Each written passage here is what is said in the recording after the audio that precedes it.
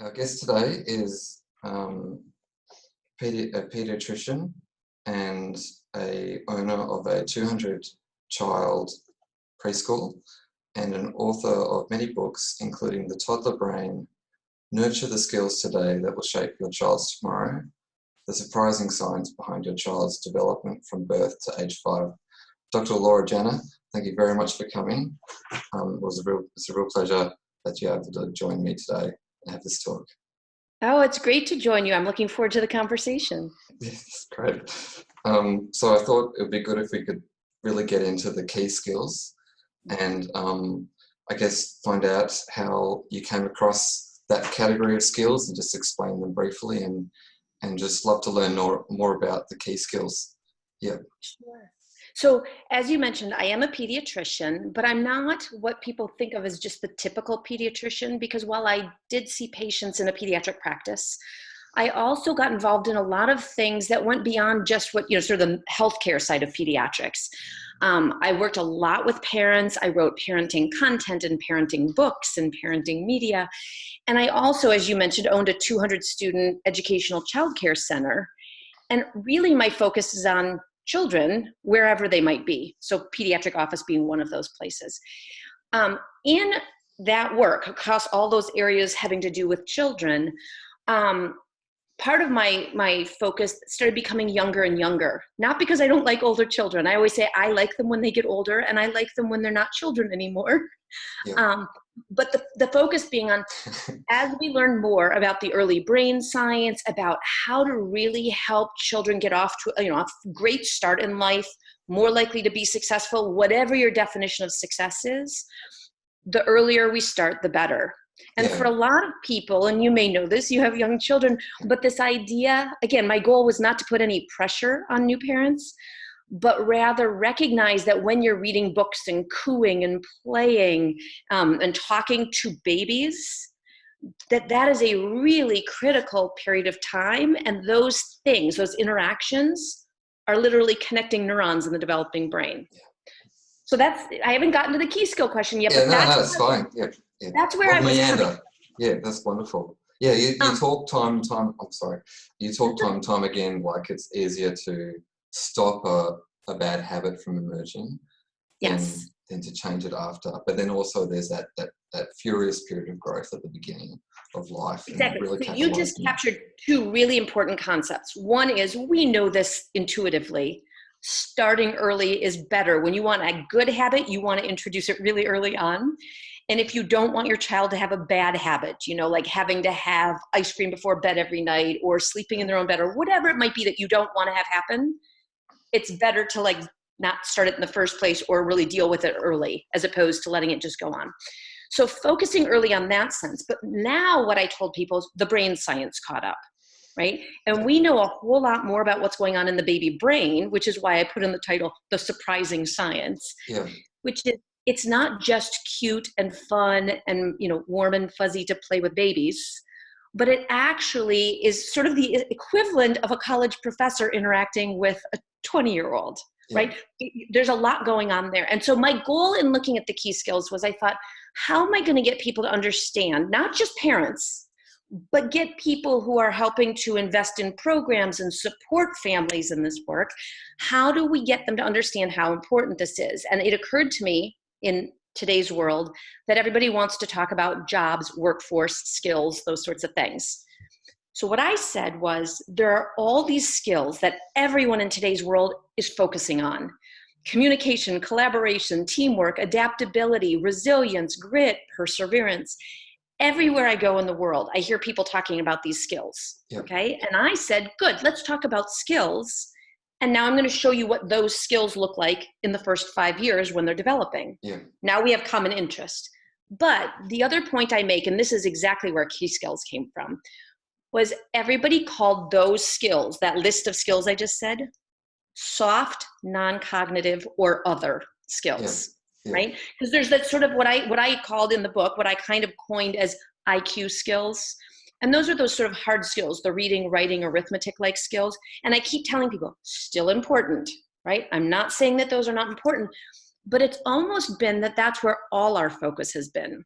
Yeah. At the same time, you can look to lists by the World Economic Forum on 21st century skills most important to succeed in today's world, what all our kids are going to need, what the education system needs to address. It's that list I just gave you, right? And those are 2/3 of the skills needed to succeed in today's world, according to the World Economic Forum. And if we call them soft, all I do, I say to people is, if I ask most people, would you like some soft skills or some hard skills?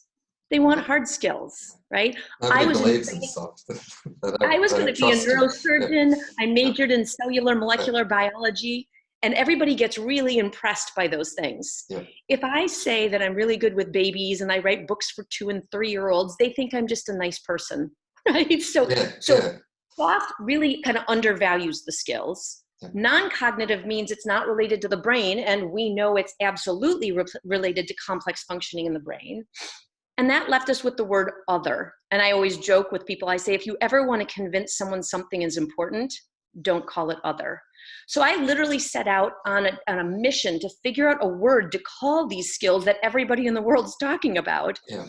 And that's where I came up with the word ki or chi, which is not a new word, right? People know chi as a positive life force. What they don't tend to know is that it's actually been used across cultures and centuries in its use, all meaning some form of positive life force. So not just Asian culture. And that you can be born with it, but you can develop it, right? It sounds like K-E-Y, ki. So I thought, well, that's good because these are really important skills. So we're going to call them key skills. Yeah.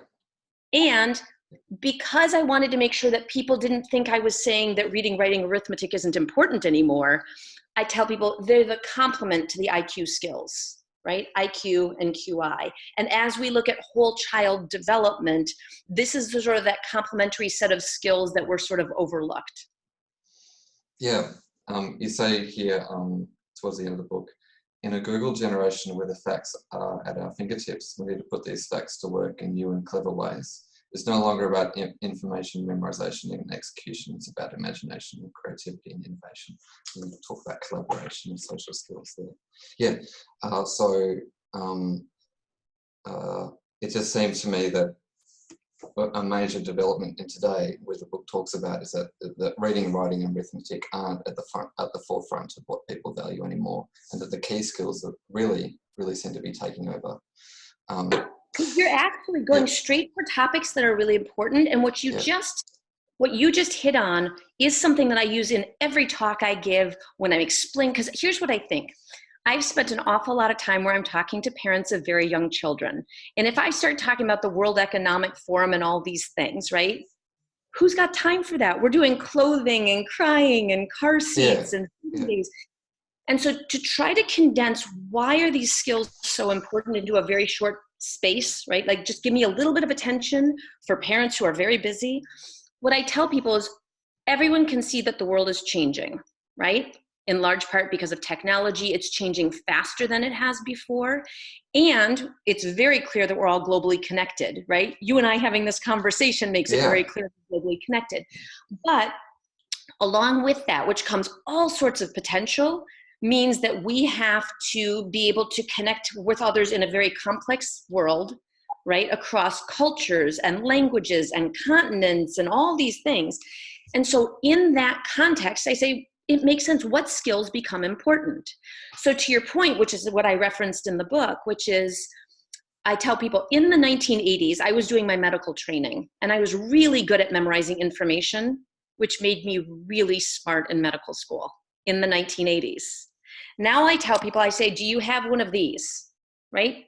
Yeah. Because if you have one of these, you are as smart as I was when I'd memorized lists in medical school. Yeah. And all of a sudden it becomes not who can memorize. And it's not that reading, writing, and arithmetic aren't important. And included in those technical skills are very important skills. People are talking about coding and learning sort of the language of technology, because that's important. But in a world where computers are going to be able to do a lot of things, the things they do not do well are what I described as the key skills. And all of a sudden it makes perfect sense. My shortest version for you, and for parents who are just busy keeping up with the day-to-day of young children, here's the short version. The robots are coming. Yeah. What do robots do well? They do lists and numbers and calculations really well. They do not do perspective taking, social, put things in context, curiosity, creative thought. All of those things are uniquely human. Computers, I think artificial intelligence, even in language, is at about the level of a 2-year-old. Yeah. Right? So it's not coming anytime soon, which means those skills become all the more valuable. And that's a really good, simple way for people to look at, because you can watch the news, read the newspaper, do whatever you want, and you will hear these comments about the world changing quickly. Here's the technology, what jobs are going to be lost, what skills do our children need to have, how our education system's trying to change. What I have found is they all fit into this general framework, and it gives you a way of looking at what's going on in the world and looking at your children and saying, how do I help them grow into being successful in that world that we see coming? Yeah. I just love the way you've divided them up. Let's just say what they are for people, just so people get a reference point. If we say them all together, they sound a little Dr. Seuss-like. Yeah. Okay. No. I wasn't going to do that. Yeah. No, but I'll do it for you. Here's my cheat sheet. I could have taken notes from the book, but I've got your other one. So. Oh, you've got the jumping in the yeah, which is appropriate because I'm in Australia. Next. Yeah. So. Hey, yes, you're welcome. Did you see I put kangaroos in there? Yeah. That's what I said. Yeah. One of my favorite animals that we do not have here in the United States. And by the way, when you say the cheat sheet, that children's book, that Jumping into Kindergarten, because there is so much interest on school readiness, and from what I've seen in Australia, and I've been to Tasmania, and I've been to New Zealand, and I've been all in your areas, right? Yeah. Around the world, everyone's focusing on, okay, we recognize early is important because kids are coming to school not ready to learn. So there's a big push towards what does that mean to be ready to learn? And what I was taking on in that book was, first of all, how do I make it fun? It's a fun book to read together, and it's positive, and it's, and it's got animals, and kids like the book, right? That's the first step. But it was also to introduce these key skills early, because we know they have their foundational development early. Yeah. So there is a cheat sheet, the little list at the back, where it says for parents and for educators, here's a list of these skills, and they are me skills. So I'll say me, we, why, will, wiggle, wobble, and what if. Yeah. And those skills, before we can talk about each of them if you'd like, but what was intentional. Just give an overview first, just if we could. What was intentional about those skills is I tried to come up with a name instead of having to say that big laundry list of communication, collaboration, teamwork, adaptability, resilience, grit, perseverance. Say, what's a simple list of skills that apply to your very young child? You can see it while they're playing with toys, right?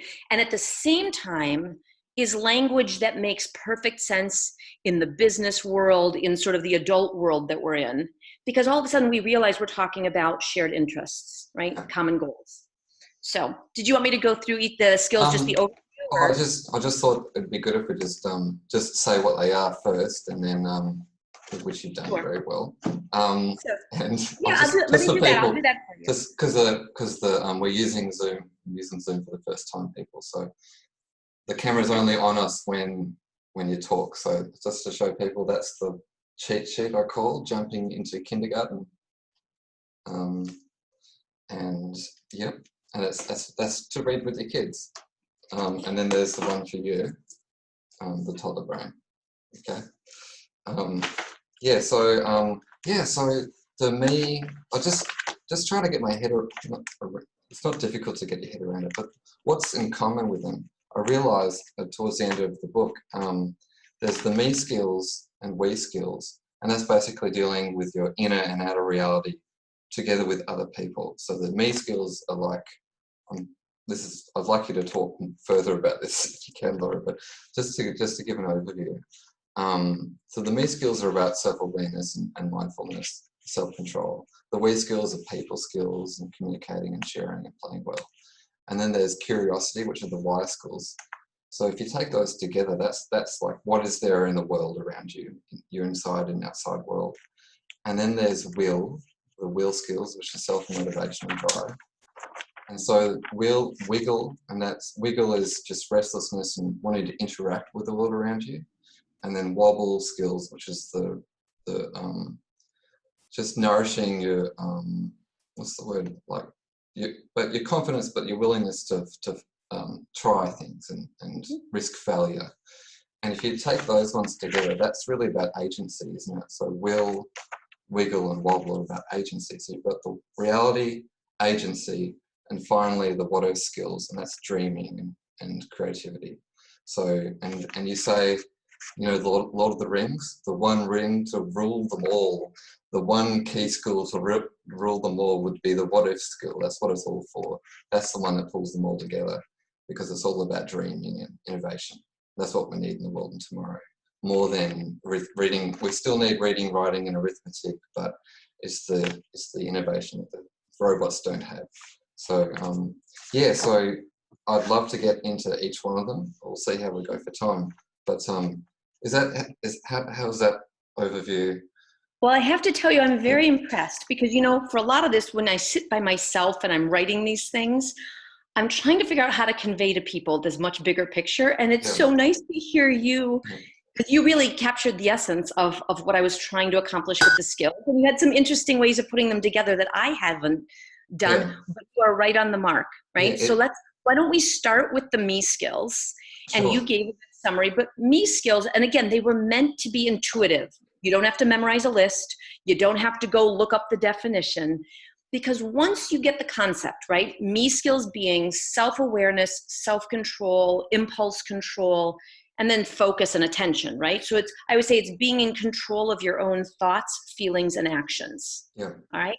Now, if I say that, things that come to mind, and especially, you know, you can see it across the adult world and the business world is picking up on it, is mindfulness and meditation. And how do you take a deep breath, you know, the in through your nose and out through your mouth.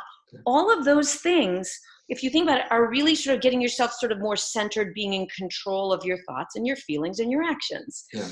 What's interesting with young children is, first of all, I was seeing that same sort of, how do we do this sort of calming, whether it's belly breathing or even, you know, yoga and mindfulness with young children. That is becoming more common, especially for kids born into poverty, facing adversity, who really were having some more behavioral challenges, to help them kind of rewire the way they approach the world, right?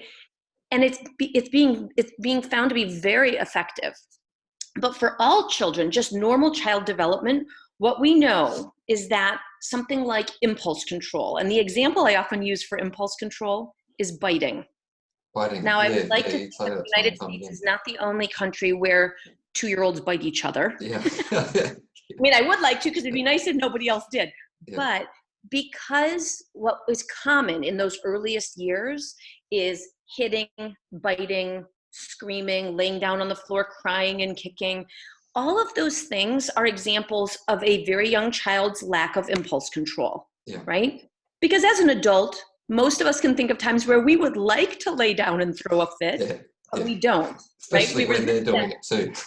Right? Or where we want something right now, but we're going to make ourselves wait. We're going to get our work done first, and then we're going to go do that. Those skills in neuroscience are called executive function skills. That's right. And what people don't know about executive function skills commonly is that they have their most rapid rate of development. There's this huge opportunity between the ages of 3 and 5. All right.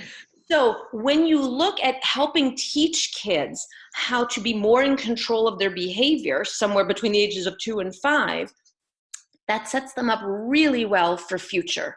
Because even if you take, you know, a 6, 7, 8-year-old sitting in a classroom, and they are supposed to not hit their neighbors, not talk while the teacher's talking, listen to new information, process that information.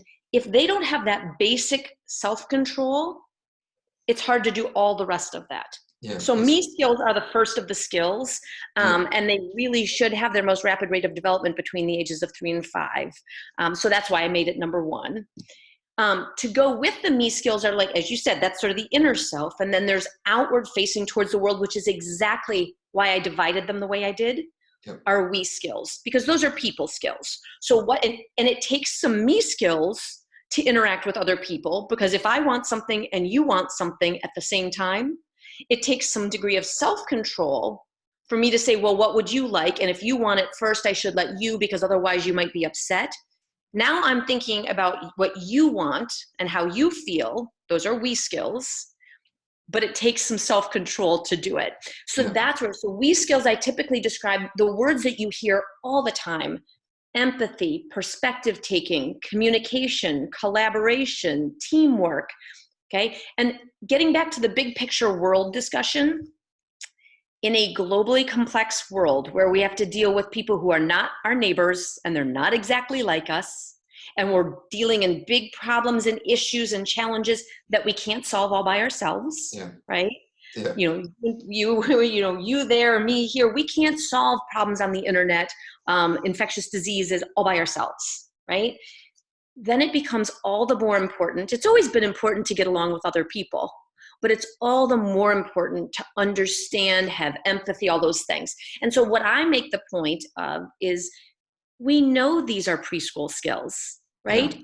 Because really, they're the sharing and playing nice with other skills, okay? Yeah. Now, it's been interesting, and I quote, in each of the chapters in the book, what I tried to do is think of some interesting, story of study, something that would demonstrate this isn't just like a nice thing to talk about.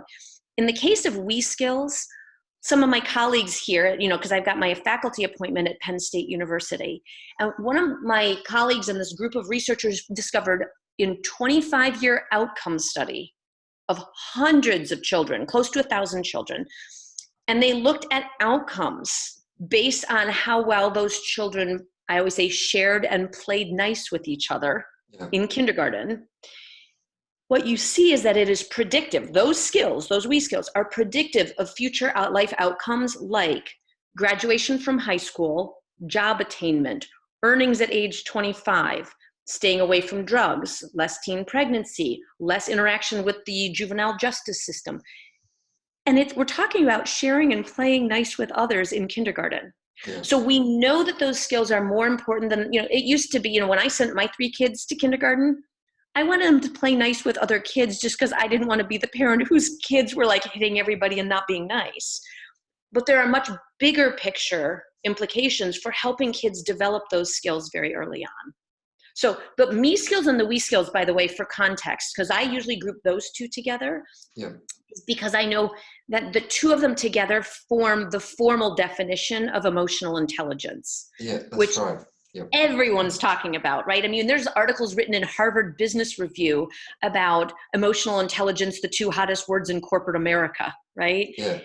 And so now you've gone that whole spectrum, but what we're really talking about, self and others, and that understanding. And that's that theme that just runs through everywhere. You've seen the skills that are valued today in the business world, and they're looking to value tomorrow. And then you've made this observation, well, these are actually preschool skills.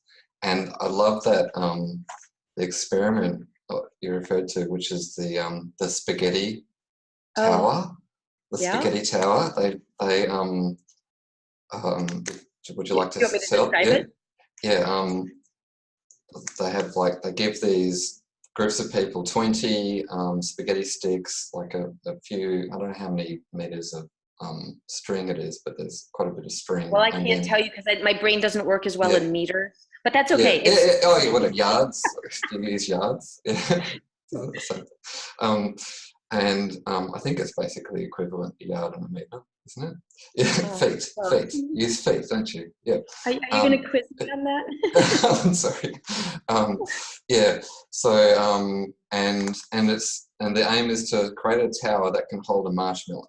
And the really great thing that you said was there's 2 kinds of teams that do well, and there's architects and engineers. And then there's and I always say, and you sure would like to think that architects and engineers would be good at building a tower that stands up.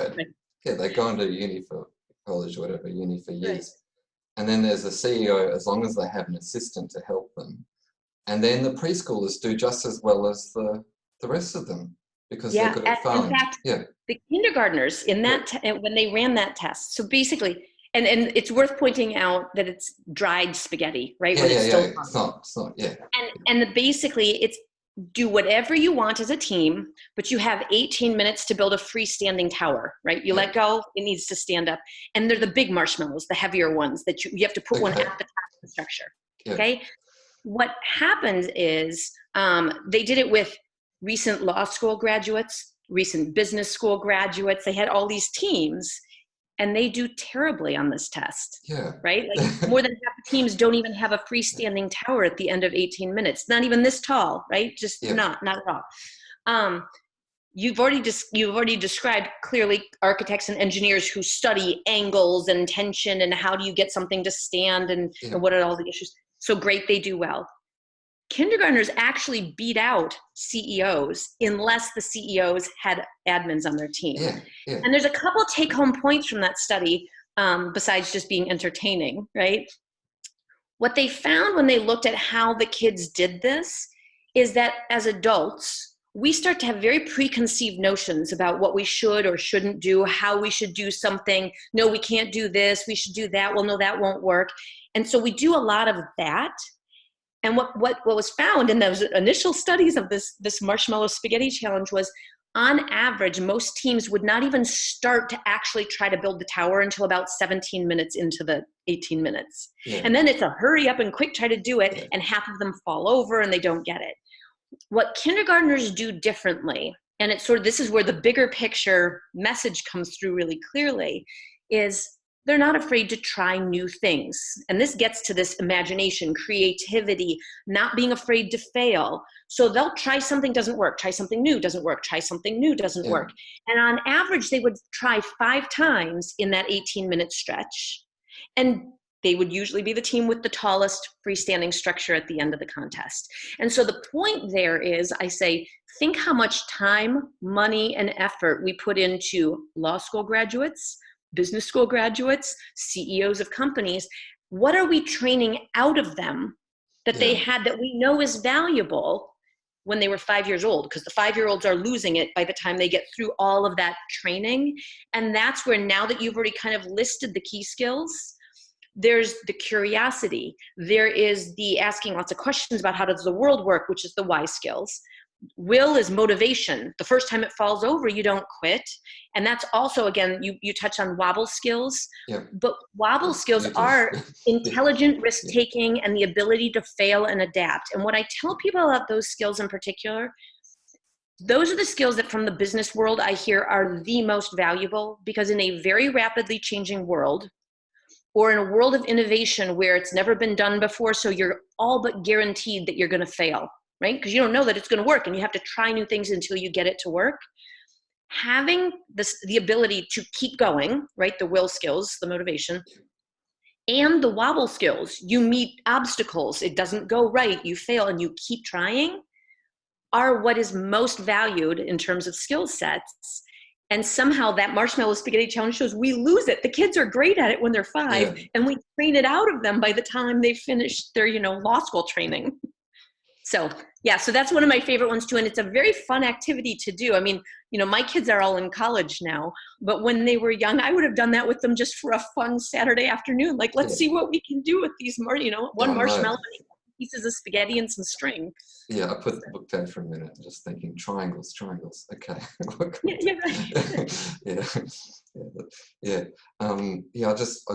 just bringing that up. It just seemed to me they've got the we skills, and then there's a failure thing. Obviously, it's in the wobble chapter on the chapter about the wobble skills, the willingness to fail. Do you have, remind me, do you have in Australia, did you have the toys called Weebles? I didn't have a Weeble, no. Okay, I don't think so. Have had them. In each of the countries that I go to, I always ask, and half the countries did and half the countries did not. So for people who don't know where that wobble term came from, I mean, obviously wobble means you're going back and forth, not so steady.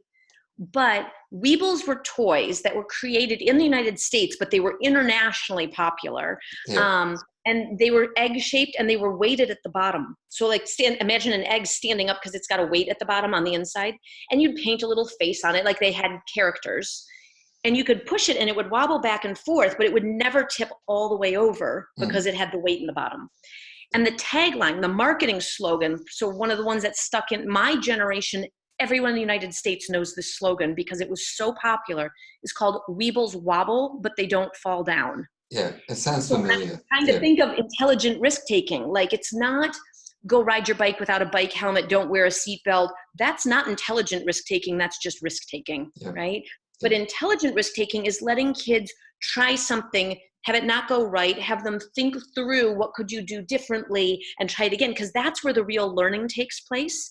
And we see that in design thinking, right? In the business world, in the computer and software design world, that rapid prototyping and iterations and trying something and trying it again and adjusting it is really valuable, especially in a world where you're doing things for the first time that have never been done before. You know, things are changing, you have to innovate. And so do you see how they all kind of interrelate? Yeah, but that is where the wobble skill term came from.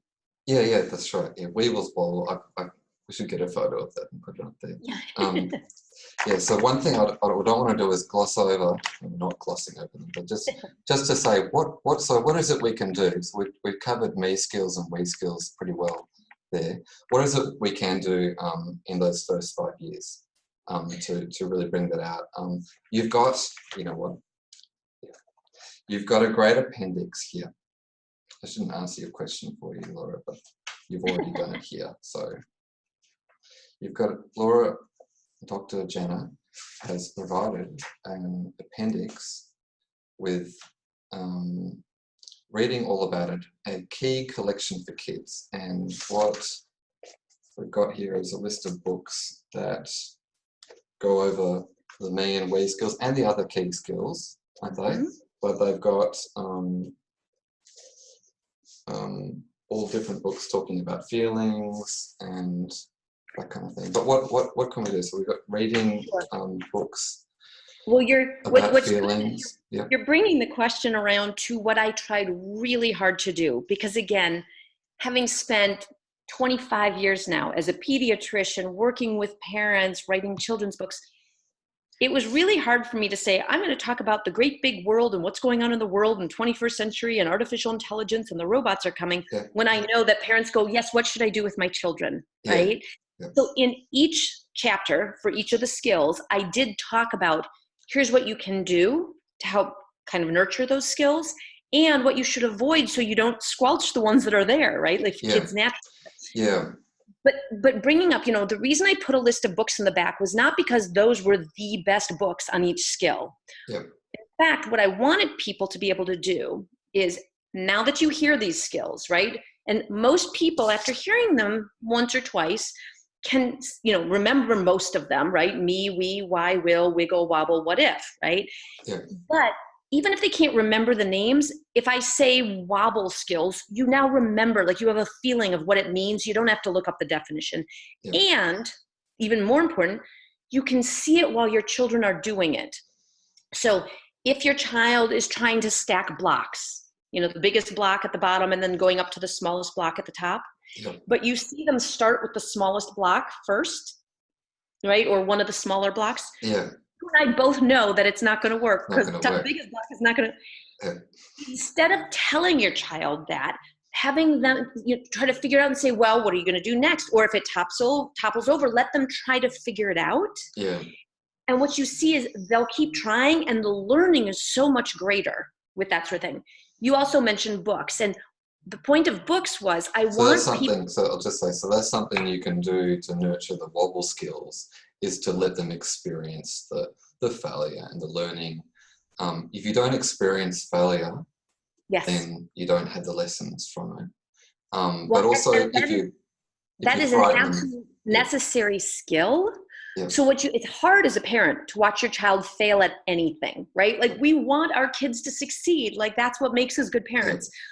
But if you recognize it as a skill, right, the ability to fail and then keep going and adapt, then it makes it a little less painful for parents to sit back and let kids keep working with it. And as a parent, you and I were talking about this before we started the discussion here, but this idea of you're a facilitator. You're not giving them the answers because that doesn't help them succeed as much as facilitating and maybe asking some probing questions. Well, what could you do differently? Well, what happened? Why do you think that happened? That gets kids thinking about what happened and eventually figuring out. And most, if you take a 4-year-old and their tower keeps toppling over, a lot of them will figure out that the biggest block needs to go on the bottom. Yeah. But usually that takes time and patience on the parents' part to Yeah. not jump in and try to get your kids to get to the right answer so quickly. Yeah. Yeah. Yeah. So we can encourage wobble skills by allowing them to fail, but also I think also like not making it seem like failure is a bad thing too. Like it's okay. Exactly. Yeah. Right. And this is where I make my joke, but I'm not really joking. That again, it seems to be common around the world that it's a matter of not only whose child does it first, best, and fastest, but which parent gets it on social media and shares it with all their friends so that everybody else feels bad that their kids aren't doing it yet. Oh goodness. Yeah. Which then, it's basically what we're saying is we value fast, first to get the answer. And that is not the value, because when we do that, then there's no time for thinking, being creative, trying new ideas, failing them, adapting. And that's where I really tell parents, resist that urge to do that first, best, fastest. And if someone else's child did something before yours, well, great. I mean, that's exciting for them, but it's not a race. Because those are not the skills that we really should be focusing on. Yeah, those hard skills are brutal in tomorrow's world. How's that? Yes, exactly. Yeah, they're not going to hold up. So me skills and we skills, while they're young, we can help them. I guess social interaction, that's a big thing. Well, let me jump in also, because the other point, since one of my big areas of interest is early literacy. Yeah. You mentioned the appendix with books, and what I had started to say, and then I got myself off on a tangent, was the act of reading aloud with a young child. Think about what that takes. It takes their focus and attention. Yeah. It may mean that they want to do something else, but now they've got to learn to kind of sit and be more in control of themselves and not just go running off. So there's lots that, and I always say that can be practiced. It's not a matter of expecting your child to sit perfectly still and don't do anything and just listen. But if you can make it fun and engaging, what you're doing is helping them build those me skills. And at the very same time, think about what you're doing when you're reading, right? In my Jumping into Kindergarten book, there's the kangaroo named Joey, right? So Joey, if you want to think about Joey's a little nervous to go to kindergarten, hasn't been there before, wondering what it's going to be like. When you're learning about another, if you're a child and you're listening to a story about another character, person, animal, whoever, you're practicing thinking about what they feel, how they think, what they're worried about, what they're going to do. That is perspective taking. And so by reading books, you're helping children learn other perspectives, and they're using their we skills to pay attention to you and not interrupt you or interact with you.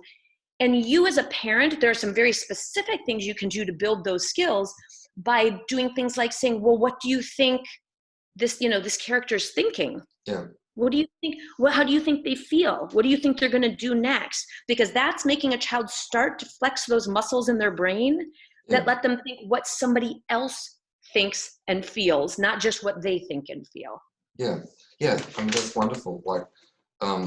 As I mentioned before, a common thing for nurturing these skills, they're not alien to us. You mentioned before, it's their human nature. These are things you're already kind of doing, but just being aware that, when you're reading a book, you can just reflect, pause for a moment and say, how is Joey feeling? What do you think about Joey? Because I've done so much work with early literacy and helping parents and children, I always say the goal isn't just to learn to read, it's to help your children learn to love to read. And so what you're doing when you do that, so for example, you're more likely to point at the book, right? That's physically interacting with it, or let a child point or turn a page. That would be wiggle skills. They're physically interacting and exploring with the book and engaging with it more physically. You're sharing it, right? It's just shared interaction. And they're going to like it more than if you tell them to sit perfectly still, don't look, don't touch, don't poke, don't grab, and listen to the whole story from the first page till the last. That's what a lot of parents, really well-intentioned parents and teachers, think that's the goal of reading. And that is not the way to get kids to love to learn and engage with books. And so if you sit down to read, and today your child, you've got a 1.5-year-old and they want to just keep pointing at, let's say there's a teddy bear on every page. They want to find the teddy bear on each page. Yeah. Good. So work with that. Yeah. Straight Yeah. through. Yeah, because these aren't Herculean efforts to do to nourish the key skills. They're actually what you should already be doing. Be aware of what you're already doing, and you can do these critical things. Okay. And feel good about yourself, because a lot of parents and caregivers don't realize how important a role they're playing, right? Yeah. Like they read a book, they do this, and you are like the chief architect of your child's brain, doing things like reading books and singing songs and taking a walk outside and pointing at the trees or the sky or whatever. All of that is really foundationally important. It's interactional, but the key skills help you see it that way. Yeah. So again, partly it's meant to be more empowering. It's not a to-do list for parents that you have to check off, but it's empowering, or it's meant to be empowering. Yeah, because like sometimes we look for to-do lists to simplify things, but this is you and my publisher both. They kept wanting to have checklists, and I said, that kind of goes against the whole point of the book, which is this isn't like check the box and you're done. It's so intuitive. Looking at the world. Me skills, we skills, why skills. So why skills are curiosity and seeing the world as a question mark, and clearly that's something that children will do at a certain time. So let's cover. So what if you could talk a little bit, Laura, about what it is and what we can do to support developing why skills. Sure. So why skills, you've already sort of defined them, and as I have it in the book. And the other way I explain it to people is why skills are having children ask all sorts of questions, not just why, but all sorts of questions about how the world works, right? Because that's how they start to figure out how the world works. And so this is a skill that's very interesting. This is a skill that I tend to emphasize more of don't squelch it.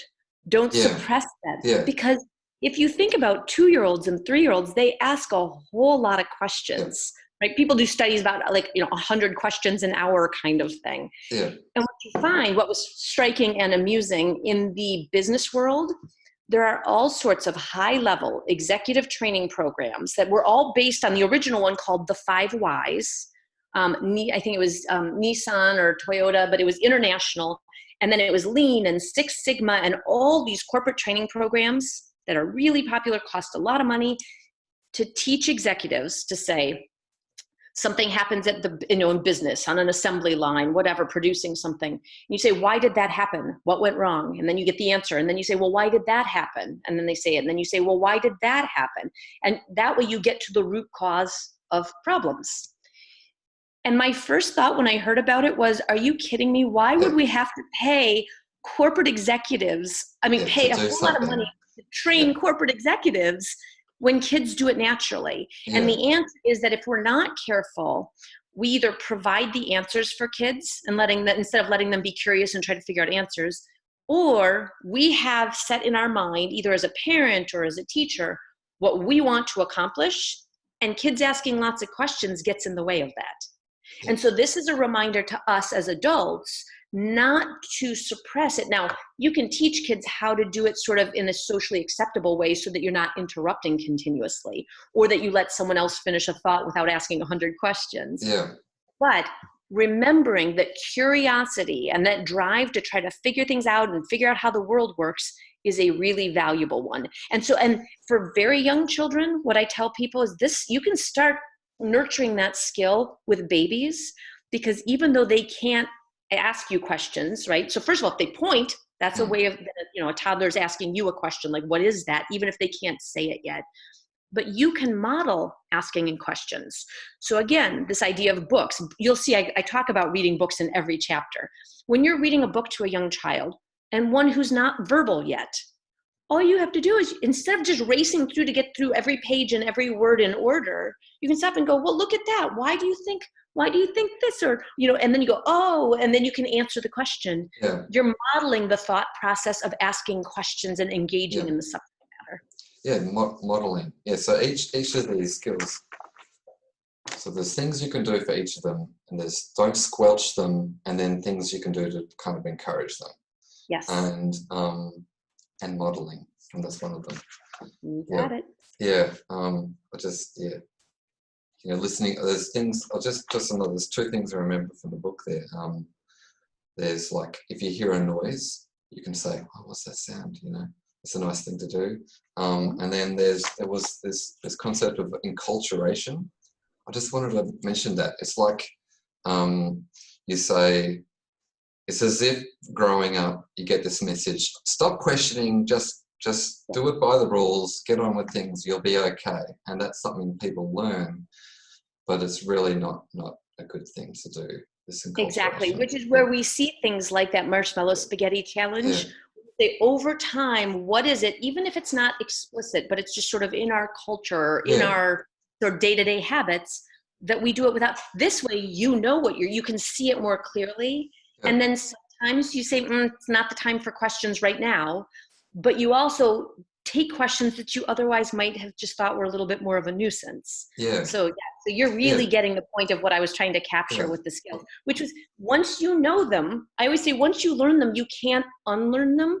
And then you'll be like me, you'll see it everywhere. You'll see how you could do this, or ways to do this, or when your child's doing something or saying something.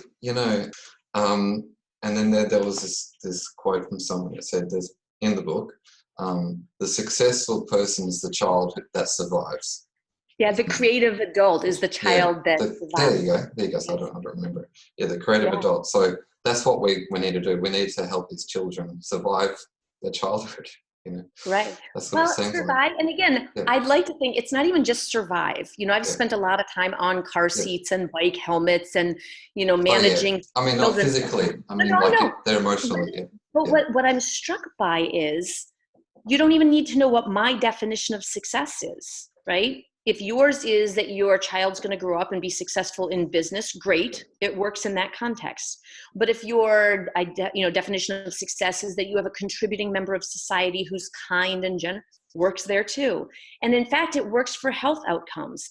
These skills actually improve health outcomes for long-term health. So to me, it's a matter of, again, that's why the word ki or chi fits so well, because when you talk about a positive life force, whatever form, I'm like, well, you couldn't get more positive than setting a foundation early and improving children's life outcomes. To me, was what I was trying to capture in the first place. Life force. It's almost as though you're nourishing the child's organic being and these different facets of reality, something like that. And by the way, before we wrap up, because you also touched on something that I love to always mention when I get the chance. Because I was drawing these parallels with the business world, trying to get business and policymakers to pay attention to the importance as well. I use the expression, it's often said that play is the work of 3-year-olds. And what I tell people is, work should be more like the play of 3-year-olds. That everyone's trying to get back to that, capture the creativity and the curiosity, because if you look in the workforce side of things, what's lost is engagement and curiosity and motivation and really sort of enthused about what you're doing. A lot of the workplaces, you just get the job done and then you stop. Nothing more, not excited, go home.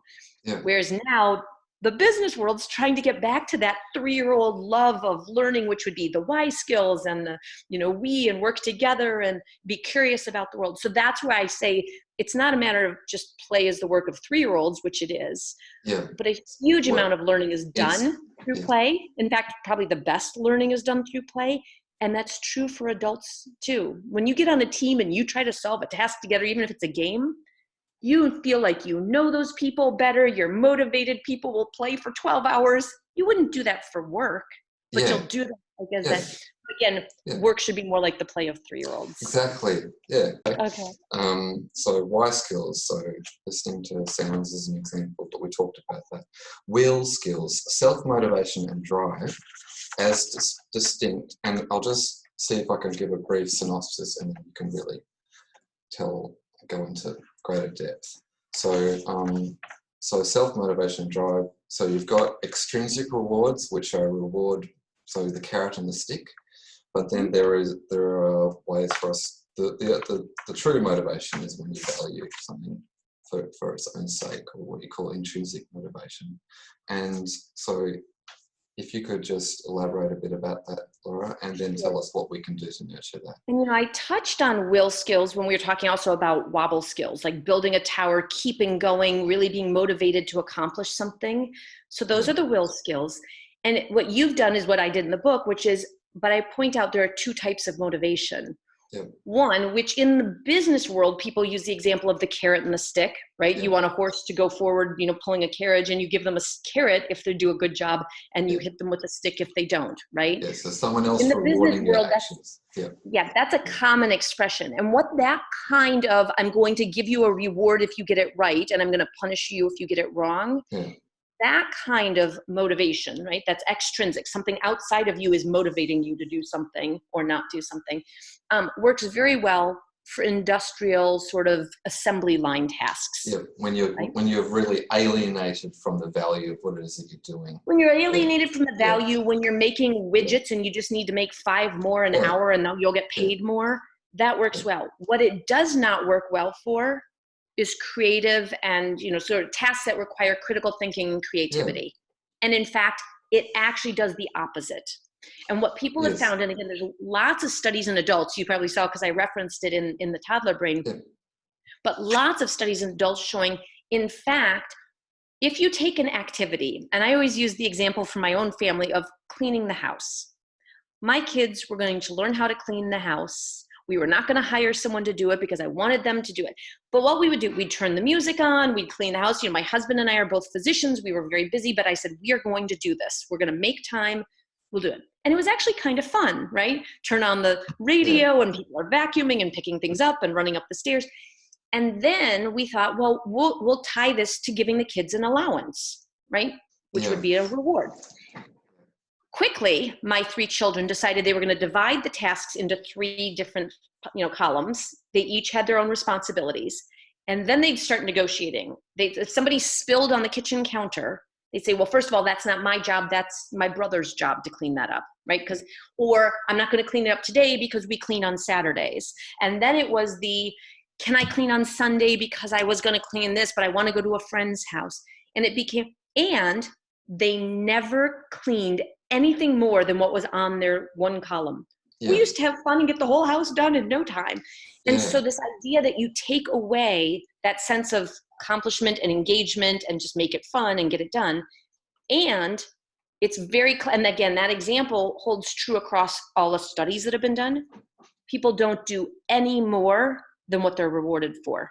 So even if my kids would have done lots to clean the house before, once we said we're going to pay you for your chores, they would never do any extra.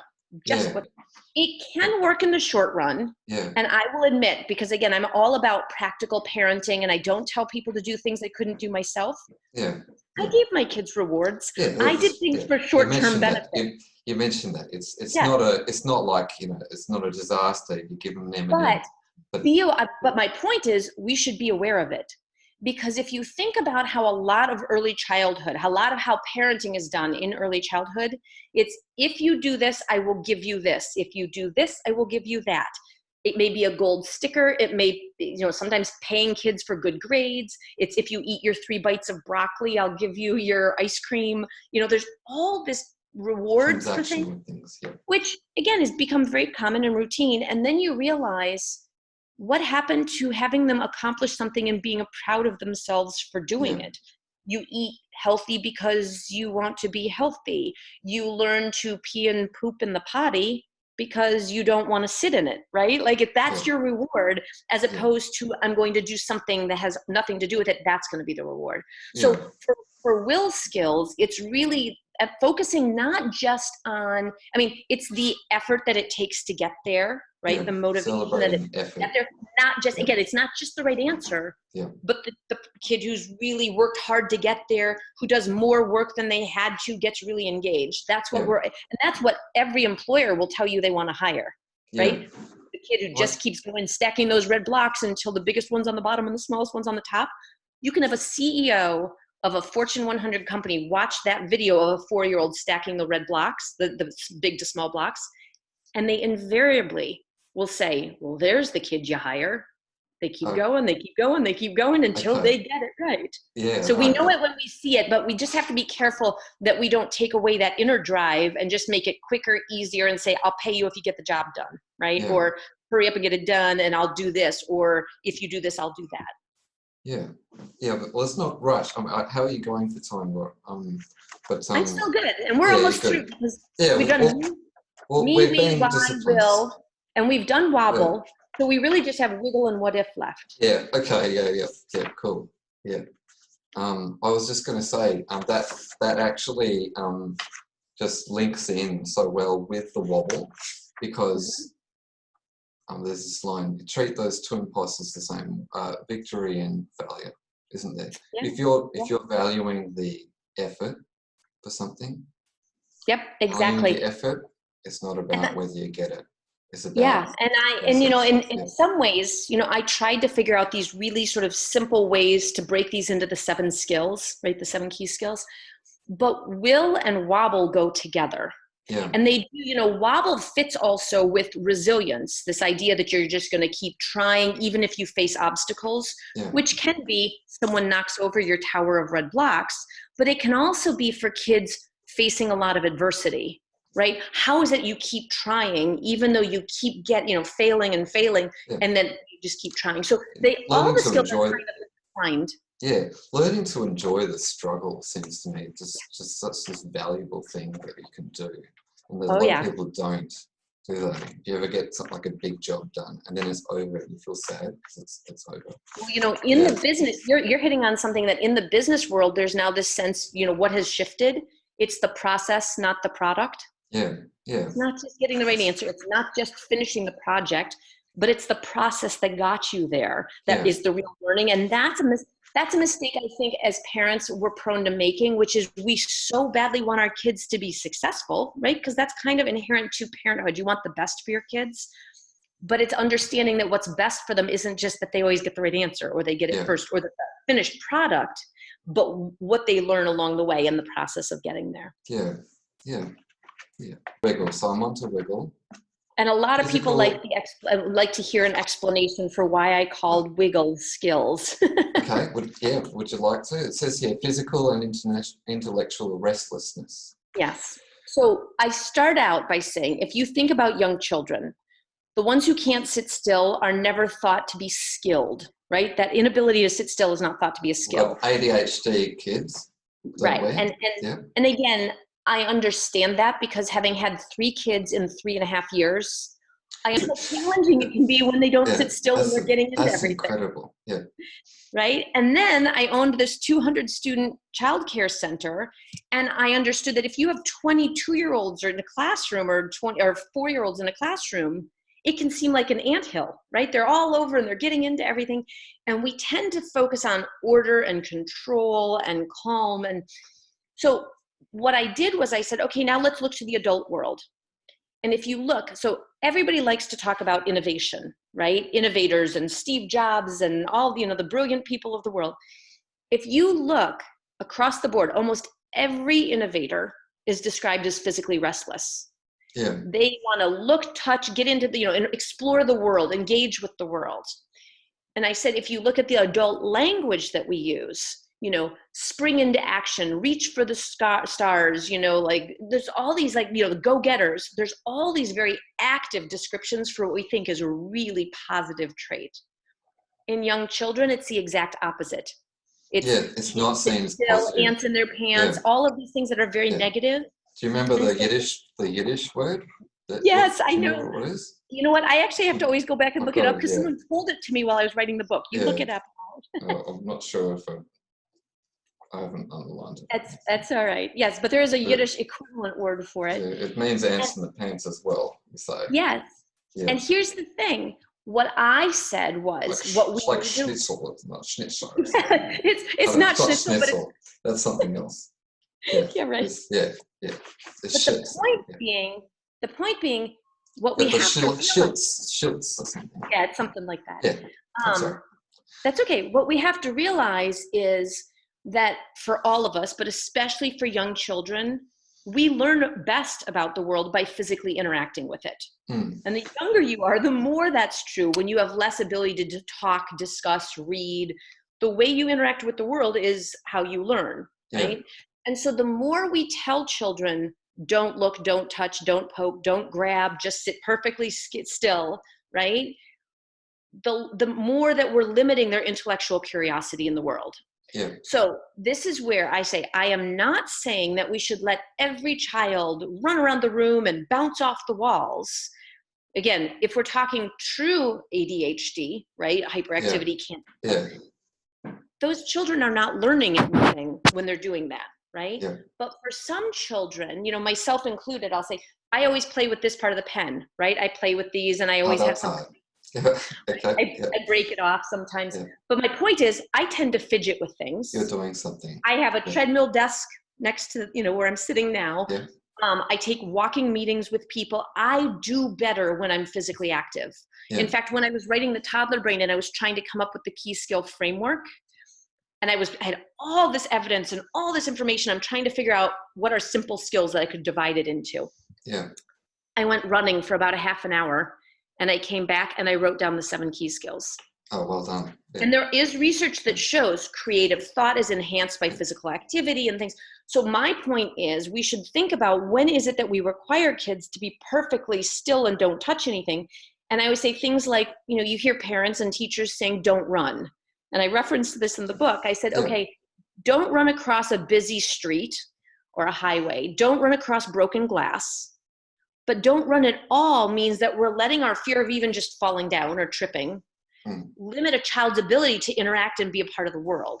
And that's where I think in a lot of parenting culture, we've gotten to that point where we err on the side of safety and convenience at the expense of kids' curiosity. And what if I take this thing apart and put it back together again and try it in a new way and things. And those, and even getting back to reading books with young kids, you saw that I put in the toddler brain, I said, why does reading aloud have to be a stationary activity? Why do kids have to sit perfectly still while we read books to them? Because a lot of 2-year-olds have a hard time sitting perfectly still. But if they can get up and walk around, or if you can read a book about, you know, a frog jumping and they can jump while you're reading it, right? They're really engaged, like they're learning more. And so this idea of perfectly still and don't interact goes exactly against what we know is human nature about how we learn best. I'm just wondering, it's got a question about that. So you've got the encourage and don't squelch there. To what extent would you encourage the movement? Because obviously it's disruptive, right? And you know, would you interrupt the story? Let's all just jump around like frogs and you know, would that? I suppose that would be a good thing to do, wouldn't it? Well, you know, and you don't want to go to. It depends who's doing it. You know, as a parent, it's good to keep in mind. And if you have 1 or 2 or 3 kids, I mean, you can decide for yourself. If you're a teacher in a classroom full of 2-year-olds, that's the end of the lesson.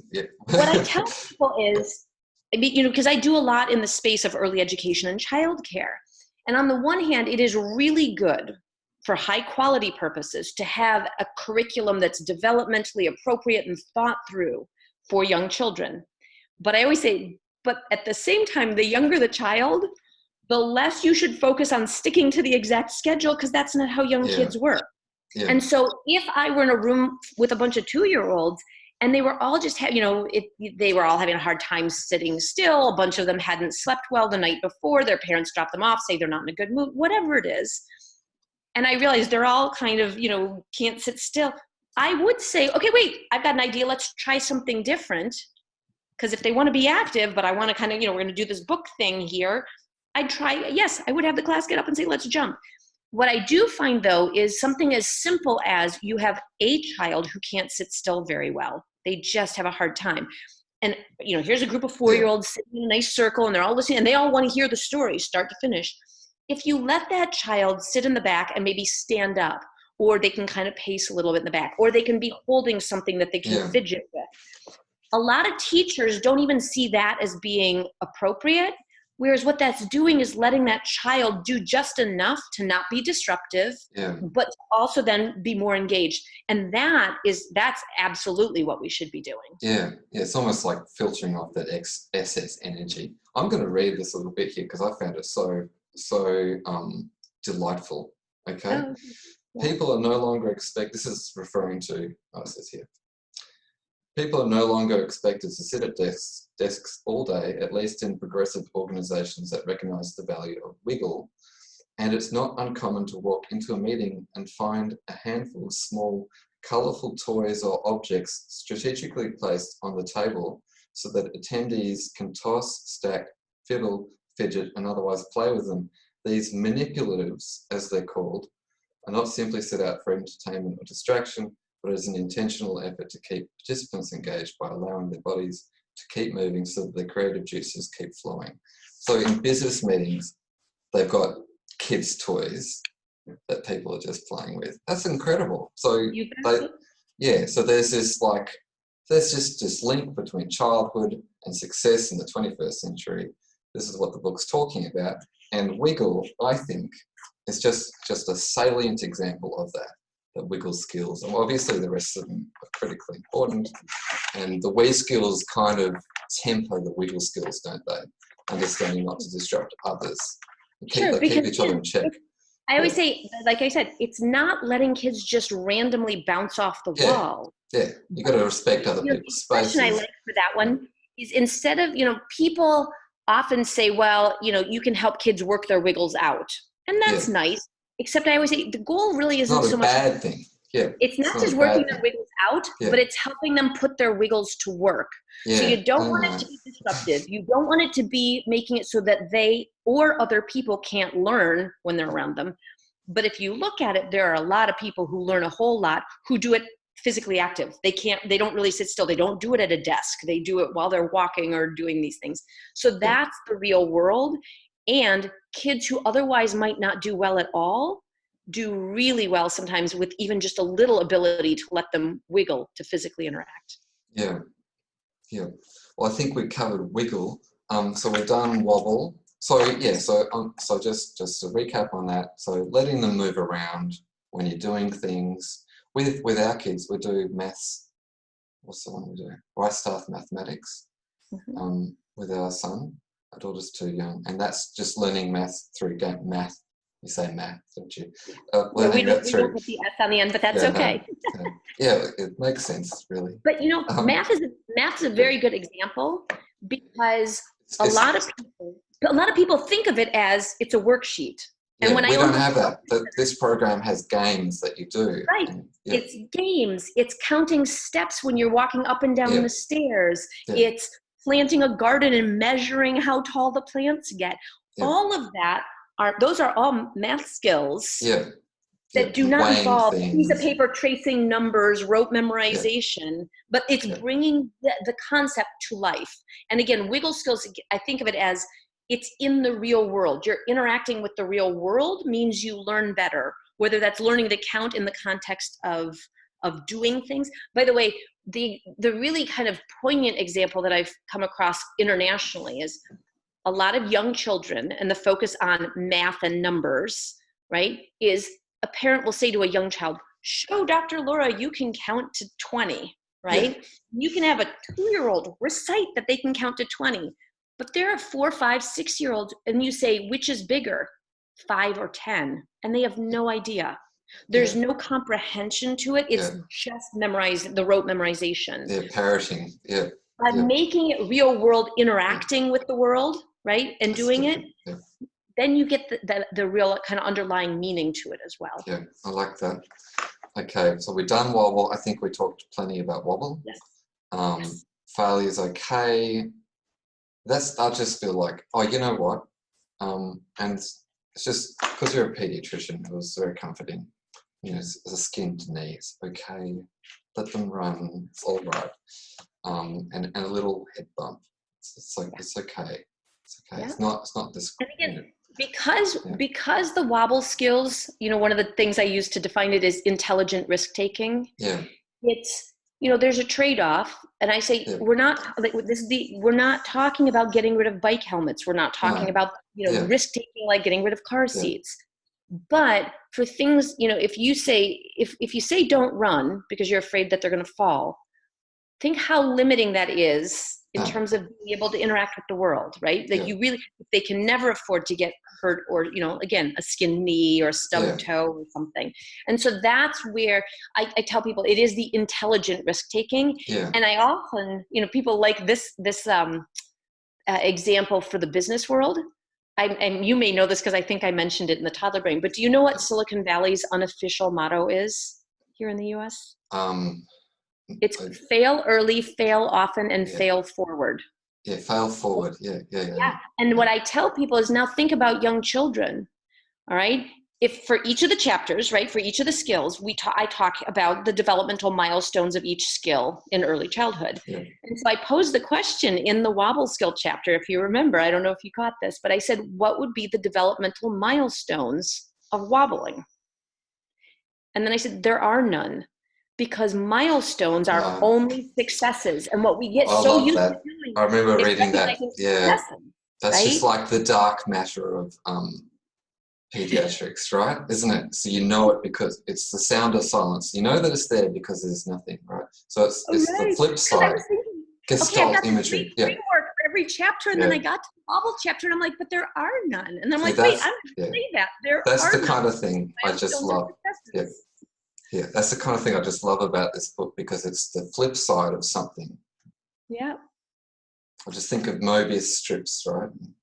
Anyway, never mind. Do you know what I mean? Like those I really do, and I'm things. glad that you always seem to be very highly aligned in our thinking because not everybody kind of gets all the details of what I was putting I've got a fascination with these things. Okay. Well, and speaking to fascination, I really sincerely did not want people to come away with, here's a checklist, and this is all so serious and important. What I wanted to do is say, you can marvel at all of this that goes on when you're hanging out every day with your 1-year-old, right? Yeah, because it's not stuff this is not a Herculean effort. I want to say it to people. This is not something you need to do in addition to what you're doing. It's just being aware that you're already doing and just watch out. I was just going to say this before, this thing about, the biggest thing for me, the wiggle and the wobbling, is just don't worry so much that they're running on pavement and they could fall over and hurt there. Because that's a big thing that I have with my little daughter. Running around. Oh, yeah. But it's okay. She doesn't mind. She knows it's hard. Listen, she doesn't care. I always say that age is toddler, right? Yeah. So she's a toddler, which by definition means she's not walking quite right yet, right? Because you toddle when your walk isn't very good. And so then I said, which means we should all expect our kids to fall down. And intelligent risk-taking would mean that you make sure there's no sharp corners, that there's no sharp objects, right? Because you don't want her to hit a sharp corner when she falls. But she's going to fall. And unless you really limit what she's able to do and explore and her will skills where she's really motivated to do it, unless you really limit that, she's going to fall. Some kids more than others. But she's going to. And so your job as a parent is to create a relatively safe space for kids to fail. And again, that makes sense for a toddler where you're talking about whether it's carpeting and getting rid, making sure sharp corners are covered or whatever you do there. But as kids get older, it becomes sort of more of an, sort of analogous concept, which is you create a safe space in which they can fail. Not massive failure, right? Not break a limb, not, have them save their money and then lose all of it, not get fired from their jobs. But if they forget their homework at home one day and you're working on trying to help them figure out how to remember for themselves their things that they need to be responsible for, it means at some point you stop running over to school and taking them their forgotten lunch, their forgotten homework assignment. Because the minute that they feel some effects from having not done something, that gives them the motivation to do that thing. You as a parent telling them, you think you're helping them, but the goal in all of this is that when they go off to university, when they go off to get jobs, that you're not the one there bringing them their lunch that they left at home. 35 years old. Yeah, exactly. So there is an end point here where you go, gradually you'd like them to start to move into that. And that's give them a safe and increasingly big space in which they can safely fail and learn how these things work. There's a certain, there's a certain self-respect you get from living in the in the real world, that's dangerous. And even if you fail in that, then at least you know that it's the real world. At Yeah. least, there's certainly something about that, isn't there? And, in fact, there's plenty written about if you don't ever let a child do that as they get older and start to explore, the message you are unintentionally sending is, I don't trust you. Yeah, I don't trust your ability to make the way in the world. Yeah. And as soon as somebody knows that you trust them, that does a lot for self-confidence and motivation. Whereas you think, what difference does it make? They're not going to let me do it anyways, right? Yeah. Or they don't trust me, so I'm not going to try. And my successes don't matter because I was supported all along the way anyway. Like everything's tainted. So you say in the toddler brain, well, literacy, when you're reading stories to the toddlers, children, they're developing their concentration, they're learning how to express themselves. And that's a master skill. And then this what if skill really links back into that. And something we've noticed with our son, and you talk about in your book, I think, is when we're reading stories, he'll take a concept or an idea from the story and just go into this imaginative world and start chasing, there's stars up there, there's stars. They'll start telling us about this stuff. And that really is like a what if imagination, and it comes back into that. Anyway, what can you tell us about the what if skills, and what can we do to really foster? Well, I love the example of your son, because the ability to see it in the adult world, it's we are going to dream that we can land on the moon and we're going to do it. Or we're going to solve some challenge that's never been solved before, right? And it's creativity and innovation and imagination. So you can see it on a grand scale all over the place. I always say, who thought of the telephone before the telephone existed? Right? Like, how would you ever have thought that you could do that? Or how would you have ever even thought that you and I could be talking, as far apart in the world as we are, seamlessly? So it takes a different kind of thinking to think of something like that doesn't already exist. And what I distinguish for people is, what if is a question, why is a question, but why skills are questioning things to figure out how the world works. And what if skills are asking questions in terms of imagining how the world could be. Yeah. And when I said that I brought each of these things back down to the brain science, because now we have brain science to back it up. What's been shown is that there's a part of the brain that gets engaged in creative thought and seeing things that aren't immediately in front of you. That's very different. And your example of reading books, it's been shown in children's brains that the part of the brain that's engaged with books, that has to do with creativity and sort of what I called what if skills, is not engaged with watching a video or television. Okay. And we kind of know that, right? Like, all of us who realize that reading books to kids is really valuable know that there's something special about it. But that's where I tell people this ability to imagine something that's not immediately in front of you, right? And everybody loves creativity and innovation and things, Silicon Valley, that's like the buzzword, innovation. And again, in a very rapidly changing world, the ability to imagine something that doesn't currently exist becomes all the more important, right? Because everything's changing. So you can see that.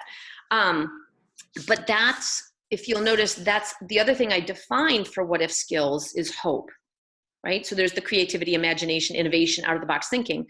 But hope is the ability to imagine a circumstance better than the one you're born into or the one that you're facing. And to me, when we get down to all of this, it's what do I want for all children?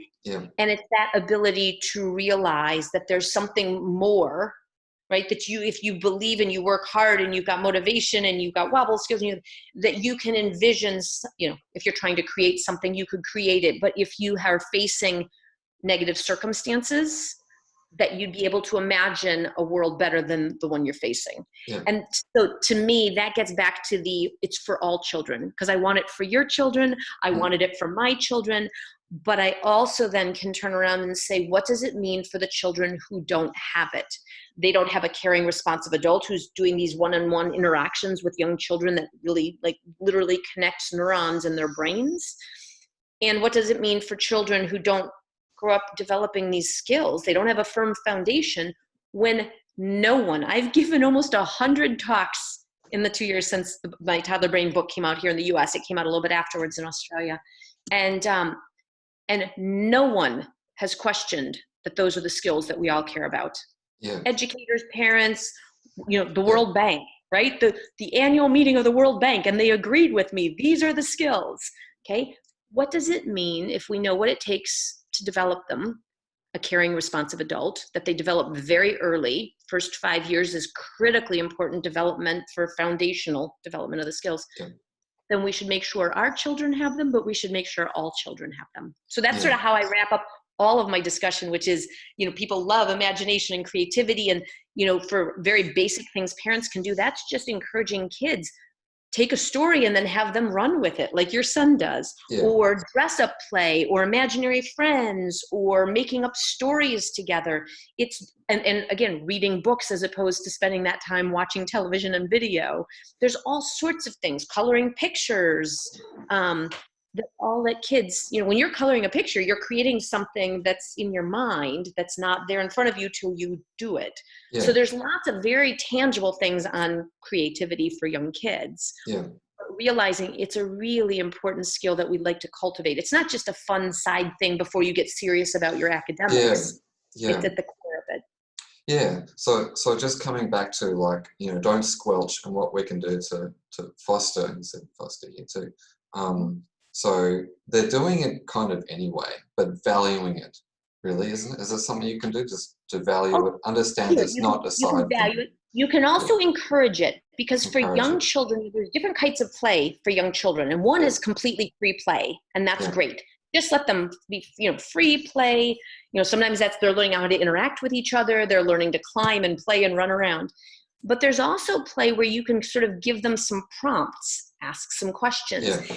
You do that on the side of creativity. Like you might say, let's pretend we're going to be on a pirate ship and we're sailing in the ocean and or whatever, or that we're doing something.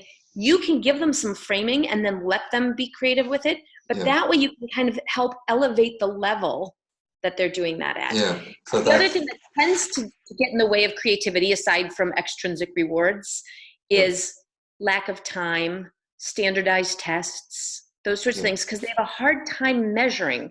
So far, people have tried, and they're sort of approximating a test for creativity. For creativity. The problem is we still tend to value the things that we can measure, and fill in the blank and multiple choice is a whole lot easier to measure than creativity. Yeah, yeah.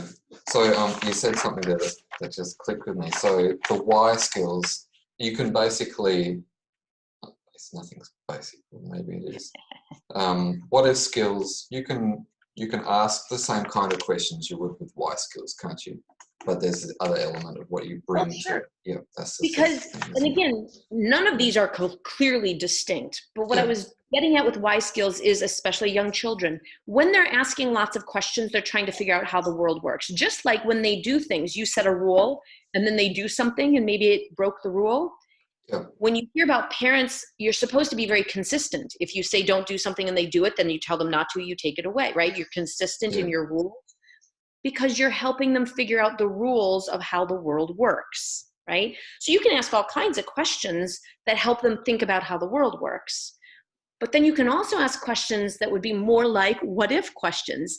And I got that in part because, TED Talks, like online, you can watch TED Talks. Global conference, global thought leadership around any topic you can think of. If you watch, and TED's been called the world's biggest stage, right, for giving a talk. Yep. So many of those talks start out with what if? What if? Yeah. What if this? What if that? What they're saying is imagine. Like, can you imagine this? Because if you could imagine, now here's where we're at and here's what we're doing and here's how we're trying to get there and here's what we might do.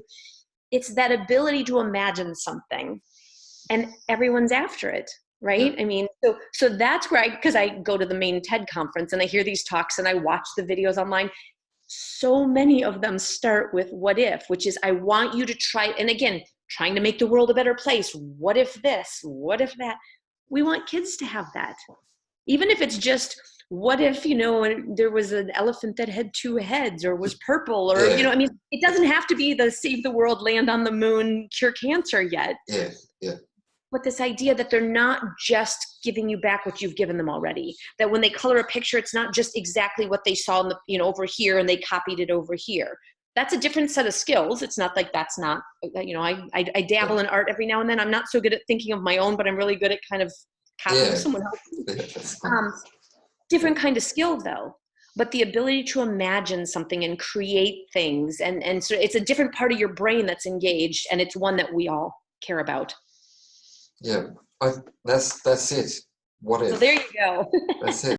Thank you so much for making the time. Well, thank you for reaching out. And where did you get the Jumping into Kindergarten book from? That was available at our local library. But, oh, was it? Oh, good. Yeah, it was. Well, that's good to know. Yeah.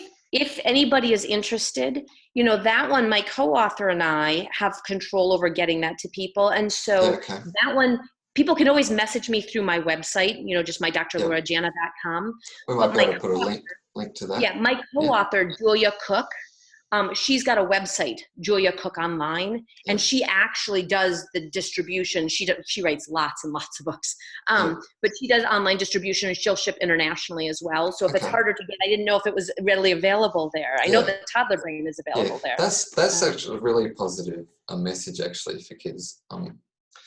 I would think so, because it's you don't have to know particular things, but you know about being a person. And that's what the skills are. And that, if you ask any kindergarten teacher, that's what they say. They say if kids come to school with those skills, they don't have to know how to count. They don't have to know all their numbers. They don't know how to tie their shoes or button buttons. We can teach them all of those things if they have these other skills. Yeah. And that's true in the workplace too, right? You can learn content that you didn't know if you have the skills. Yeah. But if you don't have the skills, you can't do the rest of it. So that is where it's supposed to be. If kids can do this, they can be really, that's really powerful. It's motivating. And the rest of it will come as they go to school, right? Yeah. And it's motivating for parents too, because that's like we can do those things, right? Like that's human nature. So great. I'm so glad you reached out. It was fun to I'm glad I had the time that we were able to connect and do this. Yeah. Try to make time to talk to people, and your questions and your interests are really, it's fun for me to get to talk to you directly. Yeah, that's really great.